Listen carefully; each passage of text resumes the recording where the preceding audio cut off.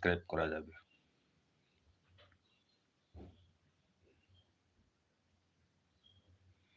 ১০০ support এটা একটা ব্যাপার হলো? আচ্ছা। আমার তো মনে হয় আমি ২ টা দিয়েই তোকে সাপোর্ট দিয়েছি। দাদু আমার ২ টা আইডি কিন্তু একটা তো আমার লাইফে জানেন। হ্যাঁ, এটা তো ঠিক আছে। এটা হলো যে যেটা মেইন আইডি এটা সাধারণত এলবিতেই থাকবে।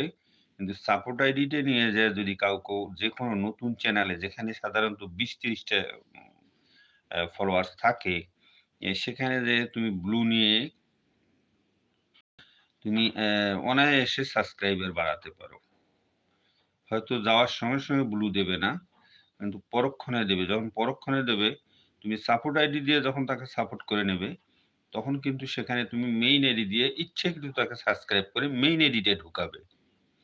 যখনই মেইন আইডি ঢুকাবে তখন কিন্তু সে তোমাকে মেইন আইডি ব্যাক দেবে।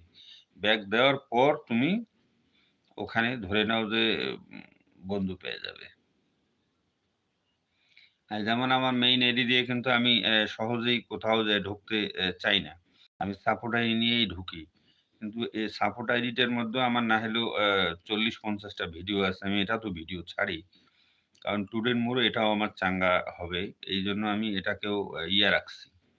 এখন এটাতে আমার হিসেব নিকেশ হচ্ছে যে এটাও ঠিক